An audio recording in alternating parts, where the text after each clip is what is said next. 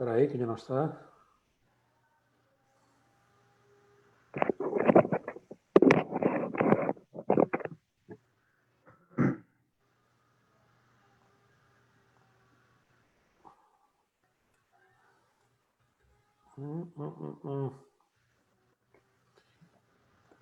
Só um minuto, que estou a ver aqui o que é que se passa.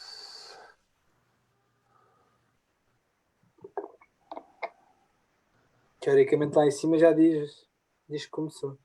Lá em cima diz. Mas eu não vejo no site. Espera aí.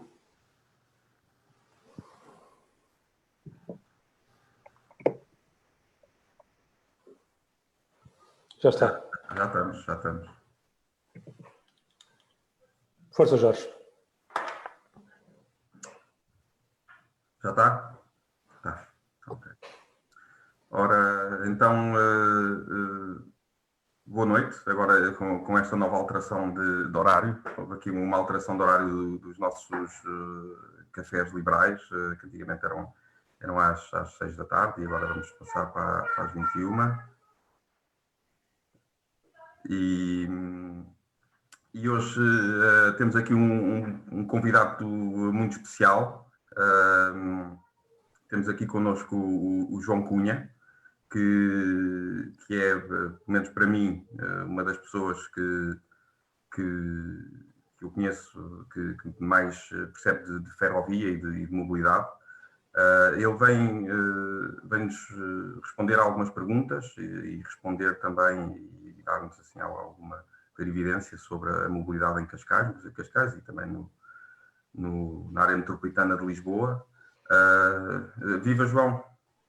Olá, boa noite a todos.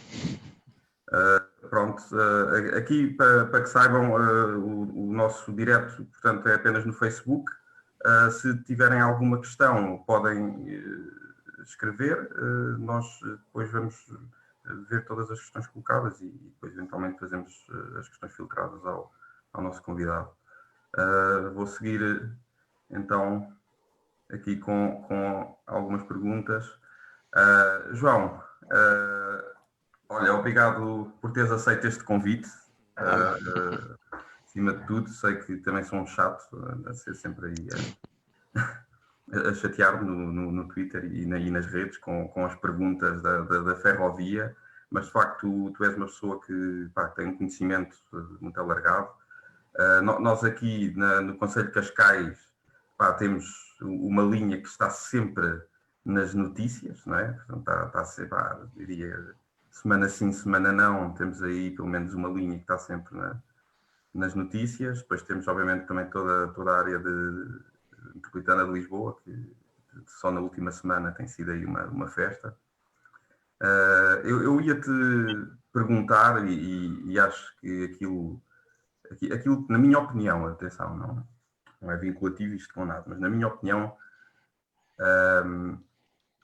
aquela que eu considero a obra ferroviária mais importante para a área metropolitana de Lisboa, que é o nó ou a ligação da linha de Cascais à linha de cintura interna em Alcântara. Tu podes explicar assim melhor em que é que consiste essa ligação e em que é e o que é que envolveria e já há quantos anos, nós já estavas a dizer, há quantos anos é que esse projeto existe e até que ponto é que problemas é que essa ligação ia resolver? Ok, vamos a isso. Portanto, a obra que tu te estás a referir, de facto, então, ao desnivelamento do nó de Alcântara, para conectar a linha de Cascais com, no fundo, o resto da rede ferroviária nacional. Começamos por aí, portanto, a linha de Cascais tem aqui uma singularidade do nosso país a vários níveis. Uma delas é a sua exploração. Portanto, a exploração da linha de Cascais foi praticamente sempre diferenciada de tudo o resto.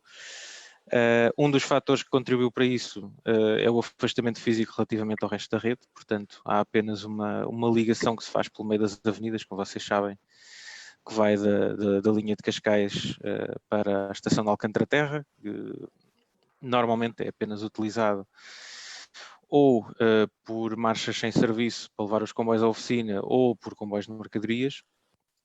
E portanto, além desta singularidade, a linha de Cascais tem ainda o facto de estar muito marcada por um desenvolvimento como negócio e como infraestrutura que foi completamente diferente da rede. E se calhar vou só fazer aqui um pequeno apontamento histórico para se perceber melhor isto. Portanto, a linha de Cascais em 1918 foi concessionada à então Sociedade Estoril, portanto, famosíssima aqui na linha, não é? Com a condição de que a cidade de Estoril a poderia explorar durante 50 anos a partir do momento em que a eletrificasse. Portanto, nós em 1918 estávamos em Portugal longíssimo de imaginar o que era a tração elétrica. Isso acontece em 1926 e, portanto, a linha de Cascais é gerida durante 50 anos, até 76, portanto, resistiu inclusivamente à Revolução, a essa concessão, sob a batuta então da Sociedade de Estoril. E a Sociedade de Estoril implementa muitos estándares de operação que não são reconhecíveis no resto da rede até muito recentemente. Por exemplo, toda a gente que utiliza a linha de Cascais tem noção, na linha de Cascais o esforço para entrar um comboio é mínimo, não é? Porque as plataformas são muito altas, coisa que não acontecia no resto da rede. Pronto, a obra do Nó de Alcântara insere-se numa lógica de facto de uniformização da rede e de trazer a linha de Cascais para a rede nacional com vantagens muito grandes. A principal vantagem é, em vez dos comboios estarem limitados a um apontamento em direção a Lisboa para a estação do Cais de Sodré, poderem circular livremente para qualquer outro ponto. Isto é de particular relevância quando nós sabemos que nos últimos 30 anos as tendências de mobilidade, sobretudo os movimentos pendulares, mudaram bastante na cidade de Lisboa. Portanto, nós há 30 anos tínhamos a mobilidade muito apontada à baixa, onde tínhamos muitos serviços, tínhamos administração pública, muitos bancos e por aí fora, para uma realidade em que cada vez mais a cidade vive à volta das avenidas novas, do Parque das Nações. E, portanto, esta ligação via Cais de Sodré claramente tem penalizado a competitividade do modo ferroviário. Obviamente que o desnivelamento é importante porque, sendo atualmente feito ao nível das restantes avenidas, onde além do tráfego rodoviário, que eventualmente seria um bocadinho mais fácil de resolver, temos também o serviço de elétricos da Carris. Portanto, estes constrangimentos impossibilitam um serviço regular de transporte de passageiros entre as duas linhas. Até este projeto do desnivelamento do Nó de Alcântara existe seguramente há 40, 50 anos, portanto há referências históricas já muito antigas. Tem sido adiada sem um motivo lógico, eu diria, e ainda por cima estamos a falar de um investimento relativamente baixo, estamos a falar de cerca de 50 milhões de euros para resolver um dos maiores problemas de mobilidade do país. E ainda houve uma tentativa no início dos anos 90 de dar aqui início a uma lógica diferente. Eu não sei se vocês se lembram. Portanto, enquanto se elaborava um projeto para o Nó de Alcântara, para uma verdadeira ligação, provavelmente lembram-se daquelas passadeiras vermelhas que foram instaladas entre as estações de Alcântara Terra e de Alcântara Mar, como as passadeiras que nunca funcionavam. E, portanto, chegamos aos dias de hoje com este projeto ainda em carteira, mas sem perspectivas de execução. Okay. E aqui, este projeto, vamos lá ver, que players, ou quem é que são as entidades, porque obviamente é um projeto também complexo, não é? Não é propriamente do pé para a mão.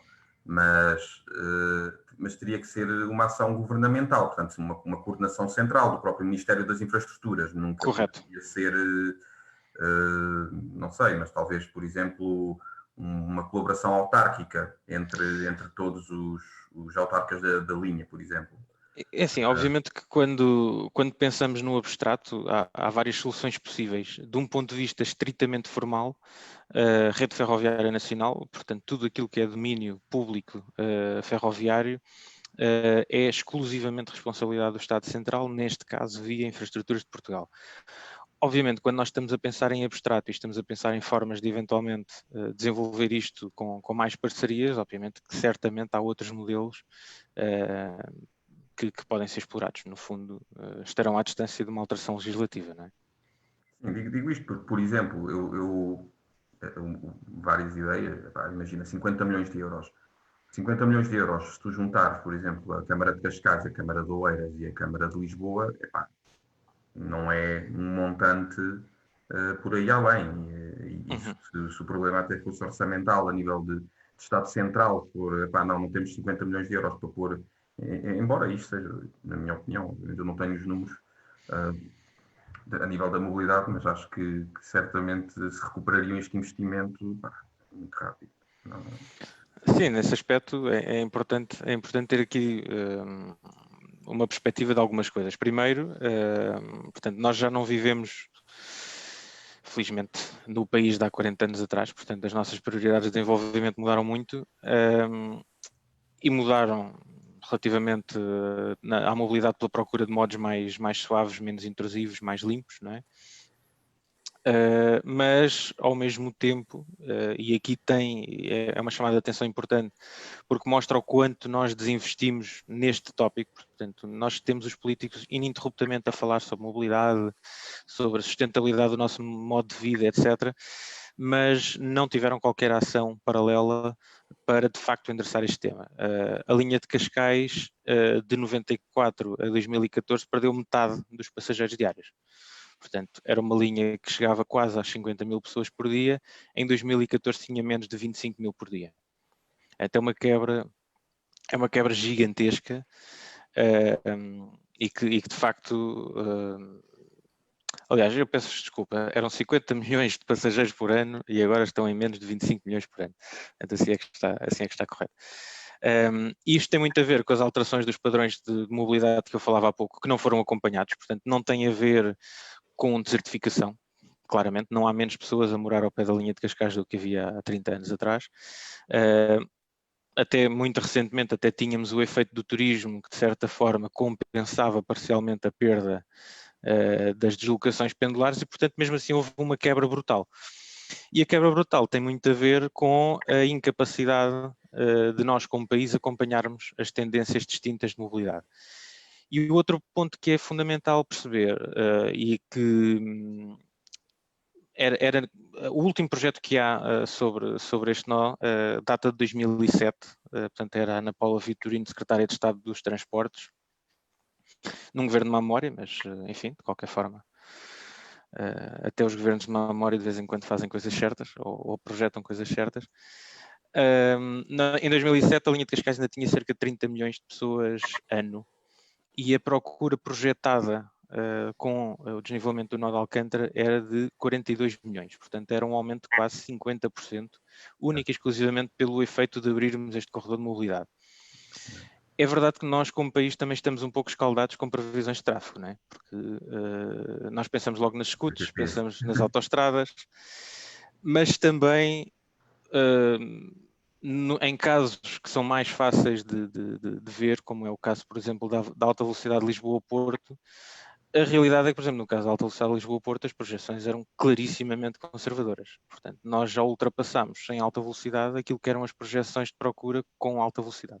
E, portanto, eu também acho que aqui, isto é um estudo da TIS de 2006, também aqui não me parece que fosse todo um número muito desajustado. E, portanto, este é o impacto da medida. É mais 50% de passageiros na linha de Cascais e é, de facto, pela primeira vez desde o 25 de Abril, inverter a quebra de competitividade do transporte ferroviário nesta linha. Mas eu tenho aqui uma questão. Peraí. Não é apenas o desnivelamento, porque é preciso investir em comboios novos. Os comboios que temos estão obsoletos, são poucos, vão sendo canibalizados para se poderem manter os outros em funcionamento. Não sei que investimento teremos que fazer em estações, por exemplo. Não estamos a falar só de 50 milhões, estamos a falar de mais. Certo, 50 milhões é só para o desnivelamento de Alcântara. Pronto, que abre esta potencialidade, mas de facto, e se calhar podemos ir aí, a linha de Cascais tem muitos outros problemas para além da inexistência desse desnivelamento. Portanto, o facto de ter uma exploração diferenciada há muitos anos e a falta de decisões do poder político, que obviamente no fundo é esse o problema, criaram na linha de Cascais um gigantesco passivo, que é um passivo de cariz infraestrutural, não é? O motivo pelo qual a linha de Cascais se arrasta há 20 anos sem uma solução, por exemplo, para o material circulante, tem a ver com a sua eletrificação. Portanto,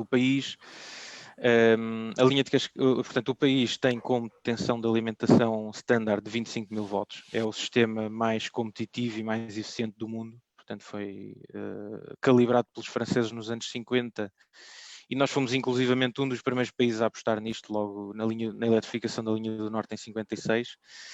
Mas a linha de Cascais manteve-se eletrificada em corrente contínua de 1500 volts, que era aquilo que estava disponível em 1926, quando foi eletrificada. Como o país... DC. Exatamente. Quando a linha de Cascais volta para o universo da CP, em 1976, logo a partir desse momento o país começa a olhar para a linha de Cascais e a pensar, mas o que é que nós vamos fazer disto? Porque é uma linha que tem um sistema completamente diferente, está ali isolada, portanto, mesmo numa lógica de rede, isto não faz sentido. Estão-se a perder oportunidades. Pronto, o que é certo é que vão lá 44 anos e ninguém teve a coragem de tomar uma decisão estruturante sobre isto.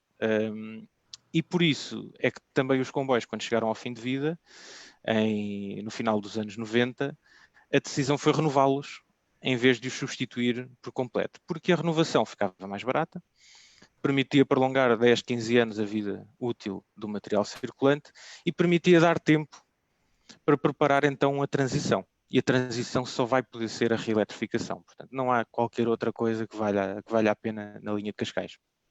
Eu ia-te só...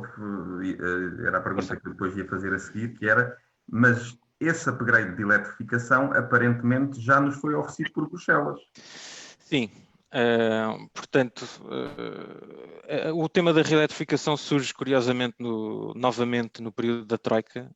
Portanto, durante o período da Troika, com o redimensionamento, em muitos casos brutal, da atividade da CP, pôs a nu dificuldades operacionais na linha de Cascais muito grandes. Portanto, a diminuição de efetivos nas oficinas trouxe à luz a muito fraca fiabilidade do material de Cascais, que está dependente, e vocês veem-nos circular todos os dias e até com relativa fiabilidade, porque de facto há um exército de pessoas nas oficinas de Oeiras que os mantêm. Portanto, quando esse exército diminuiu um pouco, vieram à luz os problemas. E na altura, então, eu acho que os políticos perceberam que tinham que tomar uma decisão estrutural, porque senão o país continuaria a necessitar de exércitos de pessoas, alguns ex-reformados, portanto, e aqui é mesmo ex-reformados, pessoas que vão buscar à reforma para manter os comboios a circular. Pronto, a opção inicial era uma opção de recurso, portanto era inclusivamente a descida de um cabo elétrico da 25 de Abril com reforço de uma subestação no fogueteiro, portanto era assim uma ideia louca, mas interessante. Por acaso poucas vezes vi Portugal pensar assim em ideias esquisitas. Entretanto, não tínhamos material circulante e a coisa ficou adiada. Fez o seu caminho e agora, finalmente, acho que temos então uma solução técnica e orçamental aprovada e, portanto, agora mesmo com os dinheiros de Bruxelas já atribuídos, acho que isto agora chegou à altura da irreversibilidade. João, deixa-me fazer uma pergunta. Diga que eu sou um habitante aqui em Cascais que não mora encostado à linha, portanto, tenho que apanhar o autocarro para a estação, quero ir para o Parque das Nações. Eu tenho de apanhar o autocarro, que não está sincronizado com os comboios. Depois chego ao Cais de Sodré, desço para o metro, vou até a Alameda, troco de linha, levo à vontade 1h30, 1h45 neste percurso de ida e volta, arriscando a não ter lugar de me sentar no comboio, o inconveniente do frio, etc. Ou pego no meu carro, saio de casa um bocadinho mais cedo, vou pela A5, estou a circular e estou no Parque das Nações há meia hora, 40 minutos depois. Porquê é que eu hei de ir de comboio? E de facto, deixa-me só escrever agora, a maior parte das pessoas que passaram a ir é de facto de carro. Como tu disseste, o tráfego no comboio na ferrovia diminuiu, o tráfego na A5 tem subido em um ou outro ano com exceção, tem subido constantemente. Não, porque de facto, quando nós olhamos para esses dados, é indefensável a aposta no transporte público. Não é? E eu acho que um dos problemas que nós temos tido nas políticas públicas de transporte é que muitas vezes focamos muito naquilo que nós gostávamos que fossem as opções das pessoas E tendencialmente até, agora já não tanto, mas já tivemos aí até períodos em que os políticos começaram a pensar em algumas políticas quase coercivas para levar as pessoas a utilizar os transportes públicos e não pensamos naquilo que é fundamental, que é o atributo de competitividade, não é? Portanto, eu sou um potencial utilizador de transporte público, eu quero escolher o transporte público porque ele me é conveniente e não porque me é imposto ou porque me é oferecida uma restrição de tal forma elevada, por exemplo, o poder de compra, que não tenho outra opção. E nesse caso é importante perceber desde logo duas coisas. Só o comboio atualmente demora cerca de 1h20, 1h30, com o preço de ou um transbordo em Alcântara, que se for no inverno não é nada agradável porque são 10 minutos a pé, ou com um transbordo para o Metropolitano de Lisboa, cujo serviço, e já agora encadeamento de linhas, também não é brilhante para chegar ao Oriente.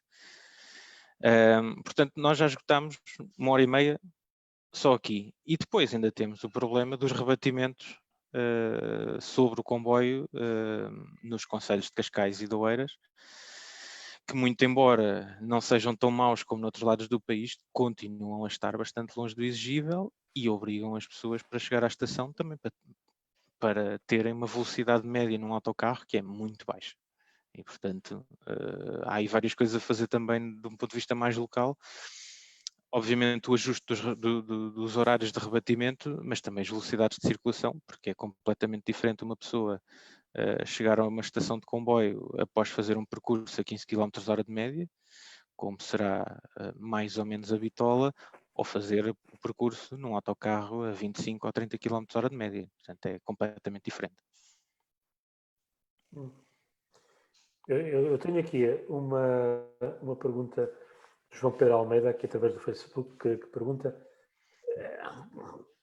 como é que se justifica dar prioridade à ligação ferroviária Lisboa-Porto, com base nestes planos que foram recentemente anunciados, em detrimento da linha de Cascais, atendendo ao número de passageiros, atendendo ao investimento, atendendo ao que se vai ganhar.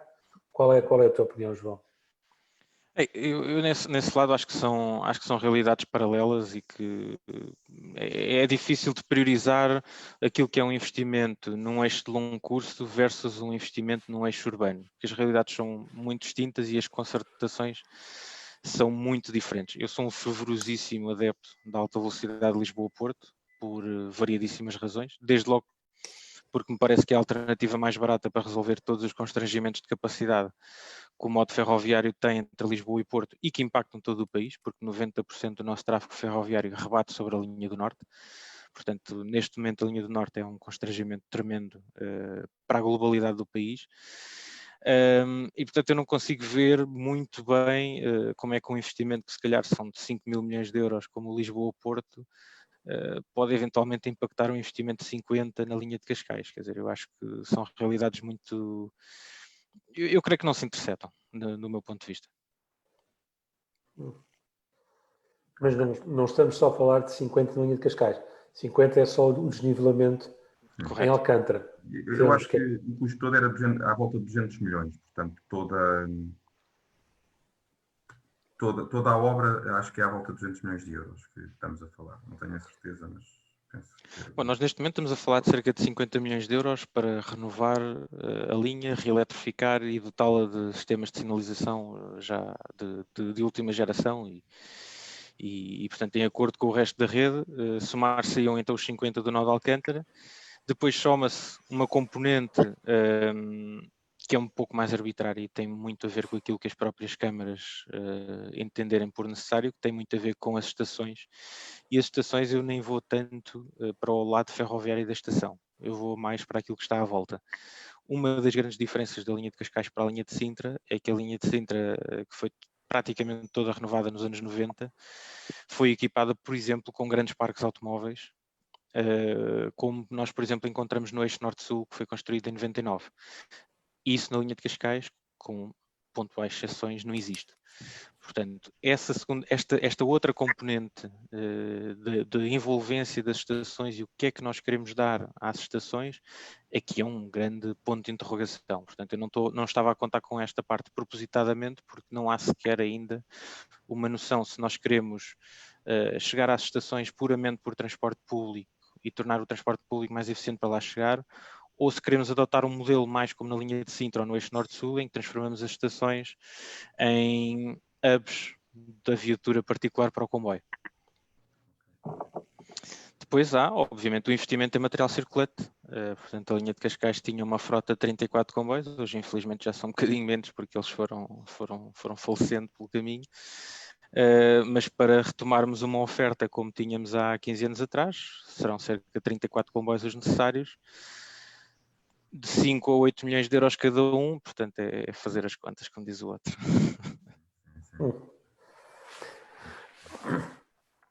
Tenho aqui uma outra pergunta da Carla Castro, que diz assim: surgiram notícias recentes do metro de superfície Lisboa-Oeiras-Louros. Isto também interfere com a linha de Cascais. Há alguma visão sobre este tema?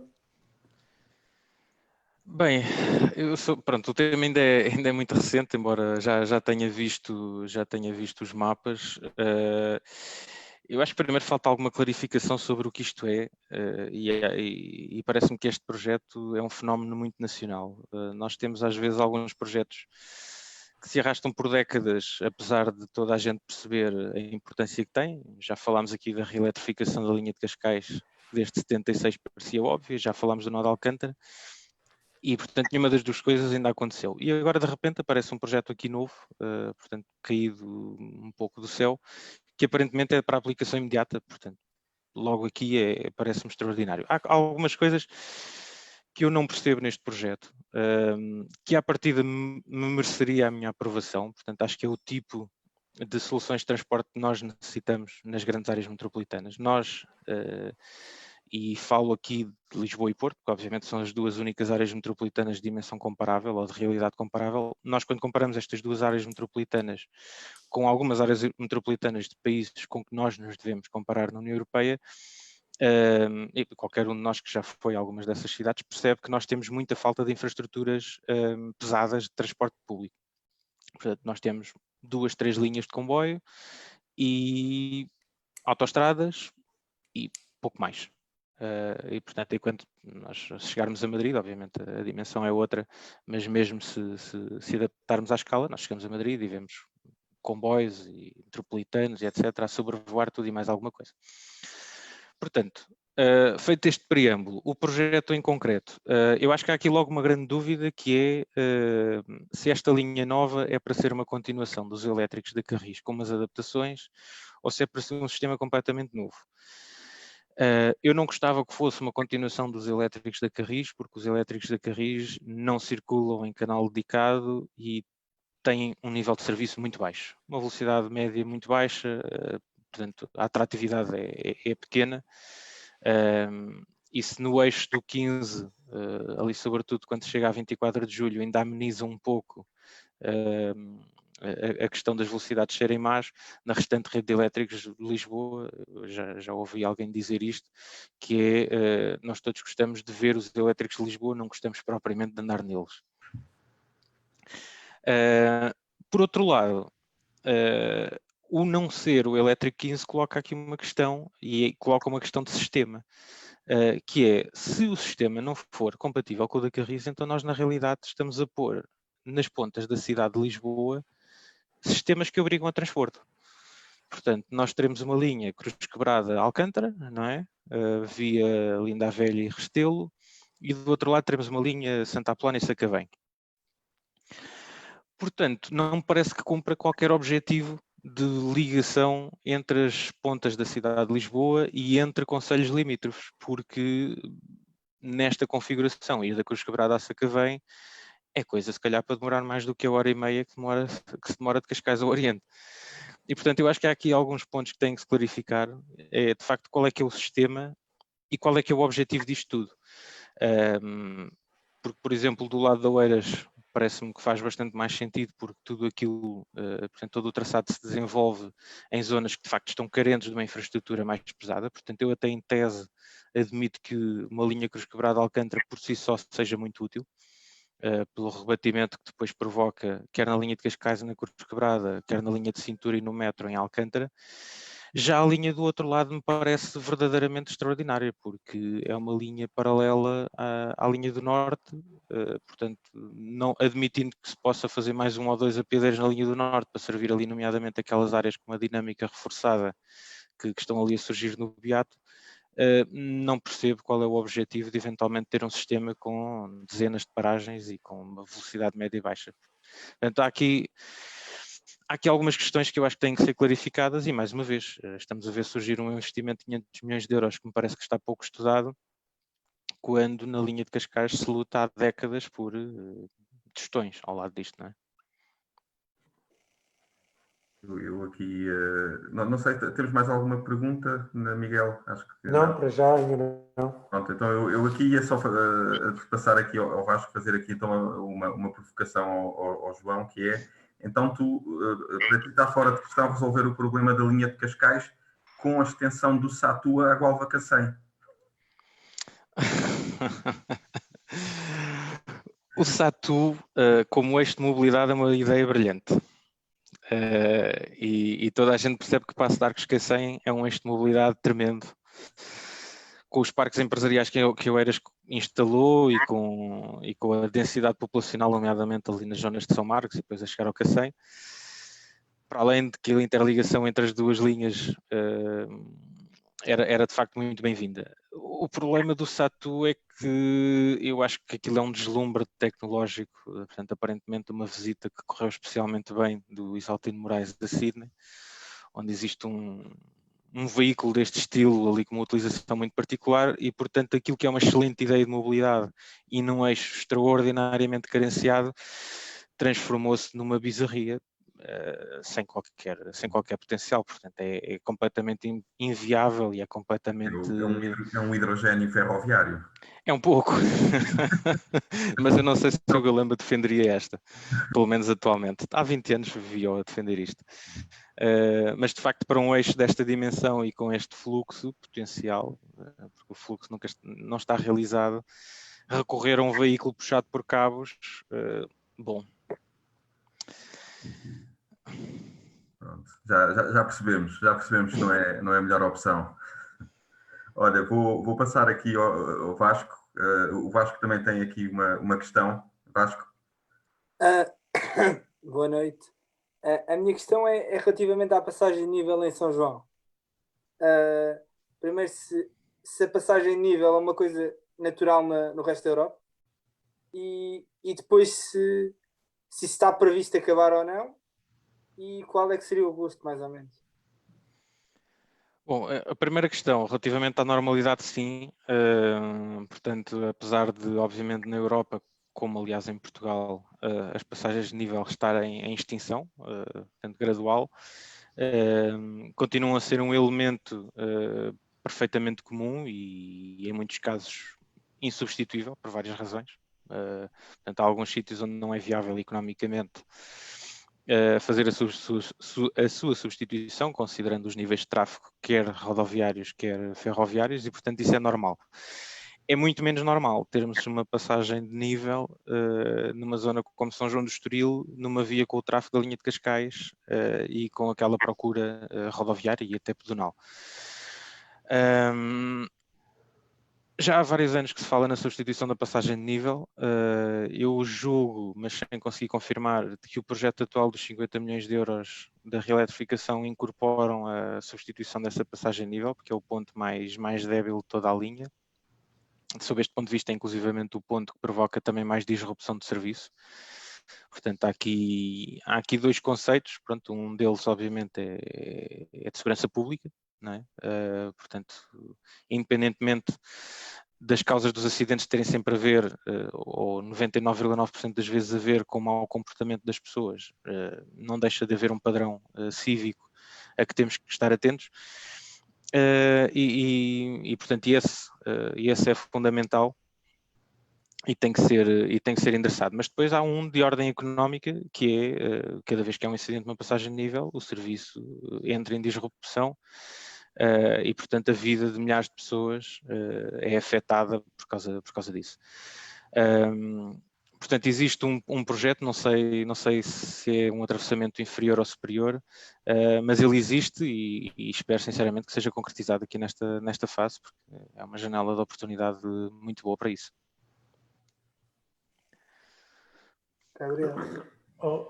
João, tocámos há bocado brevemente a questão dos pares de estacionamento, não existia junto à linha de Cascais. Portanto, isso é mais um fator que não é necessariamente facilitador das pessoas mudarem de transporte individual para o transporte público. Mas uma outra questão, que é uma questão que tem sido levantada muitas vezes aqui em Cascais, é a própria mobilidade dentro do concelho. Eu bem sei que não é exatamente a tua área de especialidade, mas a questão que se põe é como é que eu melhoro, ou seja, como é que eu melhoro os tempos de ir de uma localidade que fica a 2 ou 3 km ou 4 km da estação para a estação, que hoje se calhar leva 20 minutos ou 25 minutos e depois tem que esperar pelo comboio. Como é que eu reduzo esse tempo? Porque isso não deixa de ser um fator importante na decisão das pessoas de irem apanhar o comboio ou não.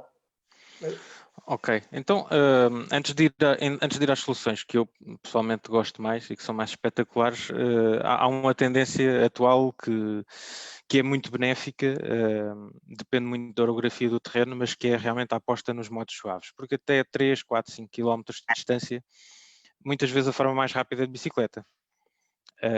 E tem outra vantagem, que é o estacionamento depois nas estações, ocupar muito menos espaço, e portanto é de facto, e acho que ninguém tem dúvidas sobre isso, uma alternativa cuja sustentabilidade é provavelmente incomparável e que, lá está, se for praticável, se a orografia o permitir, dá à própria pessoa um nível de serviço que não consegue encontrar em nenhum outro transporte. Portanto, é um transporte on demand, a pessoa quando quer pega na sua bicicleta, vai e é rápido. Portanto, sem todos os custos da viatura particular. Ainda as soluções mais espetaculares e que eu gosto mais de analisar, há duas grandes vertentes. Uma, infraestruturas pesadas, e portanto aí obviamente temos que considerar a existência ou não de um fluxo que permita rentabilizar a aposta. Eu acho que a aposta em sistemas de metropolitano ligeiro com rebatimento em caminho de ferro pesado pode ser de facto uma boa opção, e daí também dizer há bocado que à partida aquele projeto da nova linha intermodal sustentável me pareceria a priori interessante, mas também há mais soluções e sobretudo quando não existe massa crítica para justificar infraestruturas pesadas, há hoje em dia, mais do que nunca, uma panóplia de soluções tecnológicas muito fáceis de implementar que garantam aquilo que é essencial, é que um autocarro consiga chegar rápido onde precisa de chegar.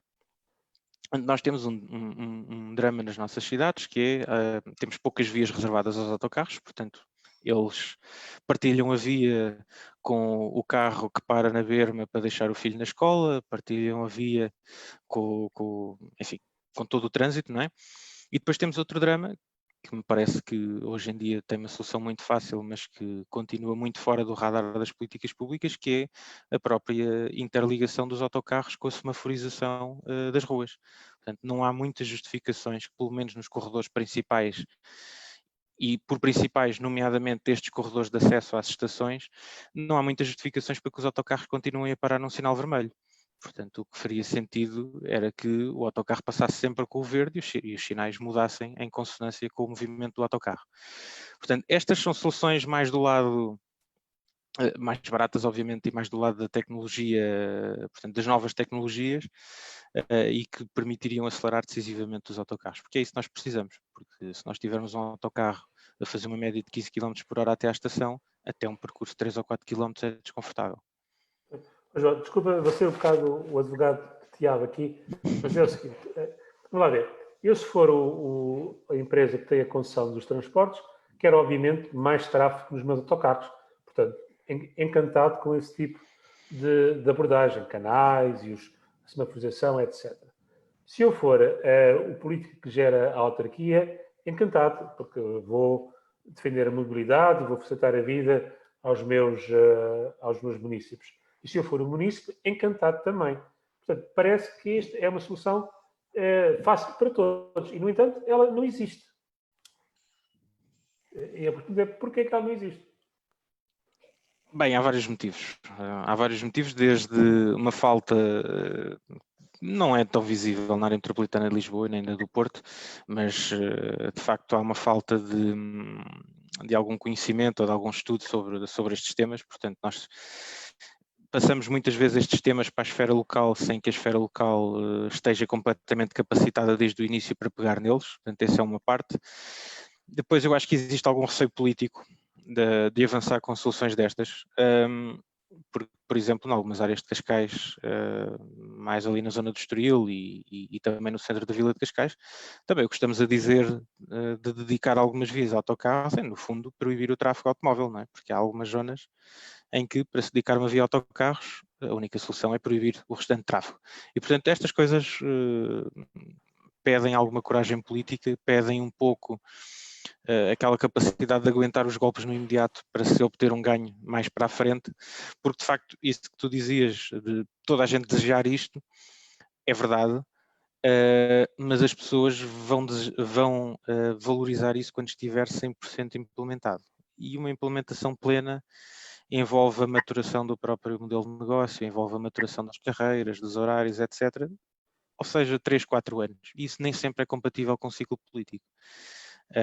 E portanto esse eu acho que é uma questão mais de ponderação política de danos e de vantagens políticas sobre o assunto. Portanto, eu acho que existe algum receio muitas vezes de intervir aí, porque no imediato as pessoas poderão não compreender, mesmo que seja aquilo que elas defendem para daqui a 5 anos. Ok. Ainda uma outra questão, em relação à mobilidade dentro do concelho. Nós estamos a falar essencialmente de mobilidade de casa para a estação, não é? Portanto, que é, historicamente, os autocarros em Cascais iam todos parar à estação, seja aqui no Estoril, Parede, etc. Mas o concelho desenvolveu-se muito para o interior. Hoje temos espaços comerciais, temos espaços residenciais, industriais, no interior do concelho. E, no entanto, a mobilidade de transportes públicos continua a ser, em muitos aspectos, de ir para a estação. Portanto, muita gente, a solução mais fácil é ir de carro. É ir de carro. E a minha pergunta aqui ou seja, se for um operador, porquê é que eu ainda não estou a oferecer essa mobilidade? Isto não é um negócio atrativo para um operador? Bom, aí temos 2 patamares. O primeiro deles é que o transporte urbano não é liberalizado. E muito embora seja um liberal, também compreendo as razões para isso. Há aqui, o assunto é um bocadinho mais complexo. Portanto, o transporte não é liberalizado, o que quer dizer que os operadores estão obrigados a seguir uma determinada concessão. E a concessão é determinada por uma autoridade organizadora de transportes, que pode ser a autarquia, e no caso de Cascais, a autarquia constitui-se como tal, mas também pode ser uma entidade supramunicipal, como por exemplo a área metropolitana de Lisboa ou as comunidades intermunicipais. E portanto a definição daquilo que é a rede de transportes urbanos é feita aí. Portanto, estamos a falar de uma rede subsidiada, não gera, no seu perímetro da receita, não gera receita suficiente para pagar a operação, portanto, aliás, estão em curso ou vão começar a muito breve trecho os concursos para a contratação deste tipo de serviços. E, portanto, é aí que é feita a definição, não é propriamente ao nível das empresas. Portanto, o negócio pode ser atrativo, mas também o facto de se manter essa tendência de servir as estações e não tanto os percursos, digamos, intermédios, também tem um pouco a ver com escala. Porque nos concelhos suburbanos a maior parte dos padrões mais reconhecíveis de mobilidade continuam a ser os pendulares. Portanto, continua a ser a pessoa que sai de casa de manhã e vai trabalhar ou vai para a escola e volta ao final da tarde. E, portanto, esses movimentos, sobretudo em áreas mais densamente povoadas, têm muito a ver com a conexão ou com a cidade de Lisboa ou com o meio de transporte pesado que permite chegar lá, como o comboio. Apostar no outro tipo de ligações é um risco bastante maior, porque a escala é mais pequena. Ao ser mais pequena, leva o operador a propor menos horários, o operador ao propor menos horários está a diminuir a atratividade do percurso, não é? Porque eu, se quiser ir ao shopping, eu não quero estar dependente de um autocarro de hora a hora. Portanto, eu se quiser ir daqui a 15 minutos, eu quero daqui a 15 minutos ir lá. Não quero daqui a 1 hora. E, portanto, há aqui um equilíbrio que muitas vezes é difícil de fazer. Mais uma vez, aí pode ou não haver o nosso interesse como sociedade. Portanto, isto normalmente é vendido como uma ideia da autarquia ou do Estado de querer propor determinados serviços. Eu acho que nós, como sociedade, temos que muitas vezes pensar e forçar os políticos nesse sentido, forçar um pouco o caminho, ou seja, nós queremos ou não ter uma oferta de maior escala, mesmo que a procura inicialmente seja mais baixa, ou queremos focar-nos em rentabilidade. Focando-nos em rentabilidade, vai ser muito difícil sairmos desta lógica dos serviços ancorados nas deslocações casa-trabalho da manhã e da tarde. Ok. Tenho aqui uma pergunta que vou ler, que é no novo concurso público de transporte público, as linhas que circulam em Alcabidez têm em média 60 paragens. Nas restantes freguesias o número é bastante superior. Não estamos a tapar o sol com a peneira? É a pergunta. Bem, esse já é um detalhe que eu já não domino tanto, mas de qualquer forma sei que a Câmara de Cascais de facto está a contratualizar os serviços. Não me consta que esteja a aumentar ou diminuir paragens, portanto penso que está a acrescentar carreiras e frequências e de certa forma mexer um pouco na sua rede municipal. Agora de facto o porquê de uma freguesia ter uma média de paragens maior do que a outra, confesso que aí já não me arrisco. Ok. Eu tenho aqui uma pergunta, que é uma dúvida que eu tenho das minhas viagens. Obviamente que eu tendo vivido fora muitos anos, principalmente na Bélgica, Suécia, Holanda, etc. Nós trazemos para cá muitas comparações, embora elas não sejam todas justas, não é? Porque há todo um mundo de detalhes, mas não faz sentido. Eu lembro-me, por exemplo, qualquer pequena vila na Suécia ou na Bélgica facilmente tem 1 metro de superfície. Portanto, e vilas pequenas, estamos a falar de vilas, por exemplo, com 150 mil habitantes, por exemplo, Ghent na Bélgica, ou perto de Antuérpia, por exemplo, tem um metropolitano. Um metropolitano, eu há pouco estava a te perguntar, eu costumo dizer os trams, não é? Eles chamam os tramlines. Aqui serão os nossos metros de superfície, penso eu. Talvez ao estilo do metro de Almada, portanto, a linha do metro de Almada. E porquê é que nós não podemos ter mais linhas dessas? Isso é uma boa questão.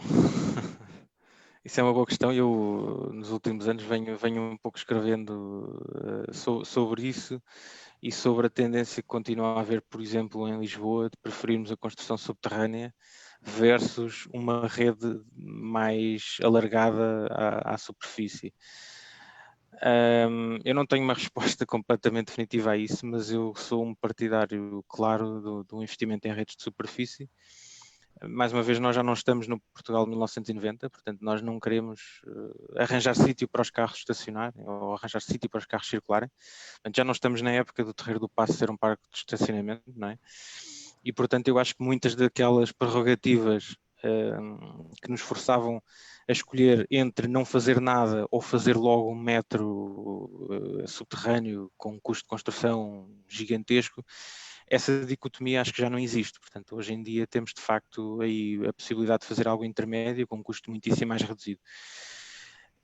Eu francamente não sei porque é que não apostamos mais e lá está, até estou surpreendido por este projeto da linha intermodal ter surgido assim out of the blue, porque de facto não existe uma visão muito estruturada sobre o tema. Portanto, nós continuamos a gastar 100 milhões por quilómetro no metropolitano de Lisboa, quando se calhar 100 milhões dá para fazer 15, 20 quilómetros em zona urbana de um bom sistema de superfície. Portanto, nós aí de facto também temos um problema eu acho de políticas públicas a realidade é que as próprias orgânicas governamentais não vão facilitando isso. Este governo, por exemplo, tem este tipo de assuntos no Ministério do Ambiente e do Hidrogénio. e de facto não me parece que exista sequer visão para avançar com um programa desses, porque de facto é uma alternativa muitíssimo mais barata, que é mais acessível já agora, portanto, lembremos das pessoas com mobilidade reduzida, lembremos das pessoas com algum tipo de incapacidade, portanto é muito mais amigável a uma pessoa, portanto entrar num metropolitano ligeiro à superfície do que ter que se meter numa estação enterrada. Mas de facto é uma ideia que não fez muito o seu caminho, portanto o caminho que fez foi Almada a 50%, portanto os eixos que poderiam viabilizar todo o sistema nem sequer saíram do papel.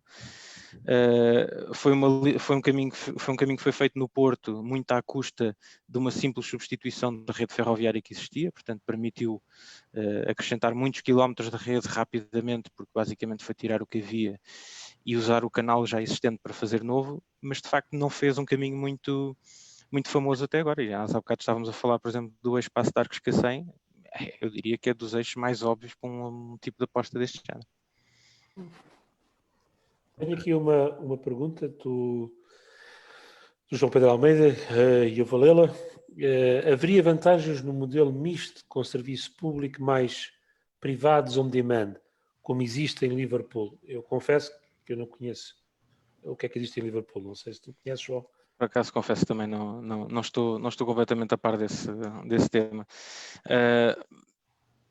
Eu acho que na ótica da organização de transportes públicos ou existe uma escala muito, muito grande e nós em Portugal talvez não seja óbvio essa escala, mesmo em Lisboa, ou de facto pela própria natureza do serviço que se quer prestar é muito difícil em mercado aberto o sistema sobreviver, porque nós estamos à procura de um compromisso que não é necessariamente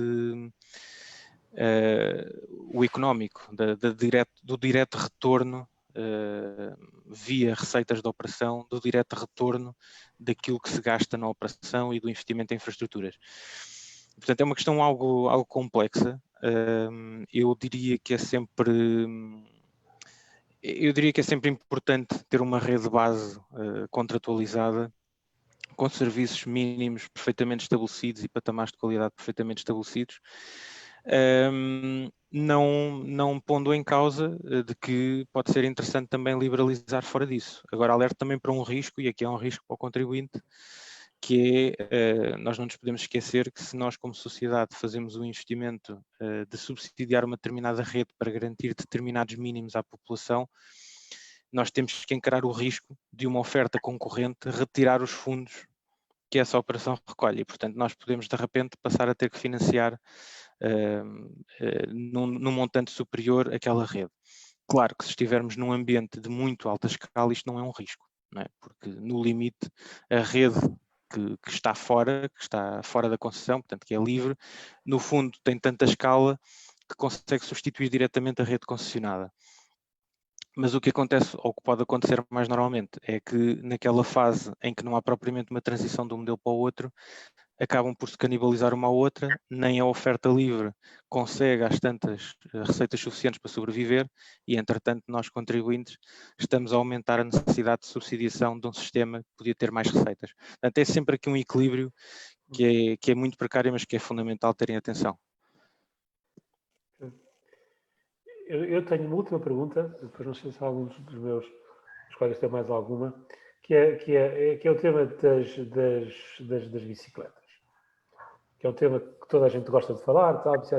Na verdade, aqui em Cascais quase ninguém usa bicicletas, exceto turistas ali na zona mais junto ao mar. Mas não se vê quase ninguém fazer estes percursos pendulares de casa para a estação de bicicleta. E aí a questão é, porquê? Porque parece ser uma boa ideia, é muitas vezes o mesmo tema, não é? Parece ser uma boa ideia para todos, mas a verdade é que não é uma escolha do município. Óbvio, pelo menos, não é? Bom, eu penso que há questões orográficas, né? Nem toda a cidade de Cascais, nem todo o concelho é especialmente propício a uma fácil deslocação de bicicleta.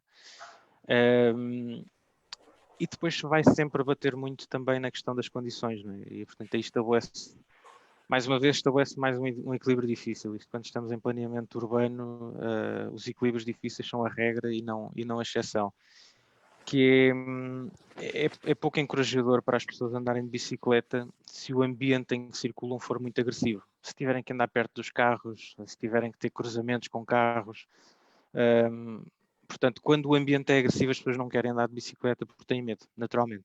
Roubarem a bicicleta também, não pode esquecer de roubarem a bicicleta. Depois, já nem vamos para aí, exatamente.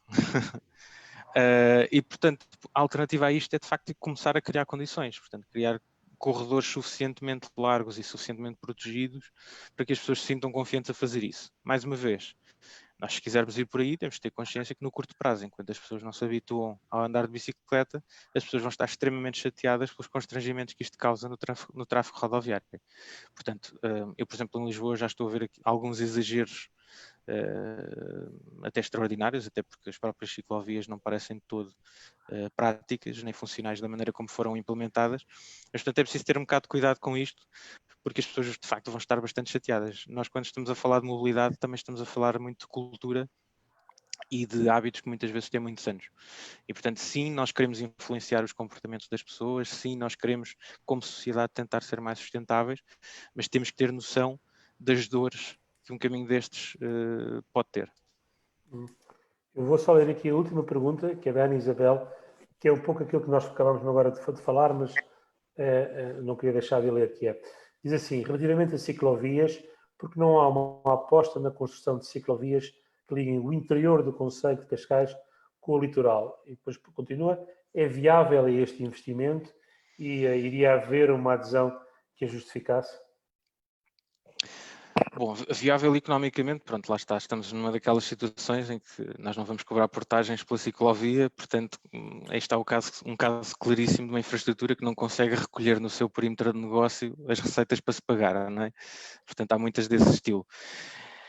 Eu creio que em tese é possível, mas mais uma vez não será se calhar no concelho todo, não será se calhar para todo o tipo de percursos, portanto depois aí a orografia de facto também tem um peso muito grande, nem toda a gente é atleta de alta competição e nem toda a gente consegue facilmente transpor determinadas rampas. Portanto eu diria que a análise é mais caso a caso, mas eu acho que em conceito parece-me perfeitamente aceitável. Temos mais perguntas? Não? Bom, nós já estamos também a aproximar-nos da hora. Eu tinha aqui uma pergunta, mas só que esta pergunta tem que ser um programa só para isto, porque era para tu explicares porque é que nós não precisamos trocar a nossa bitola para integrar a nossa ferrovia.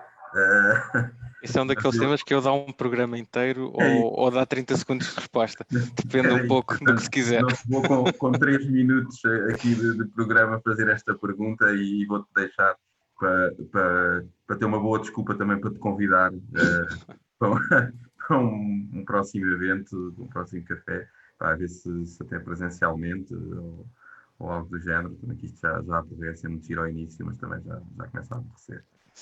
Portanto, não sei se temos mais alguma pergunta, não temos. Portanto, podemos dar por encerrado. Obrigado a todos. Obrigado. Em particular a ti, João, por teres a tua disponibilidade e paciência. E pronto, e vamos andando pouca terra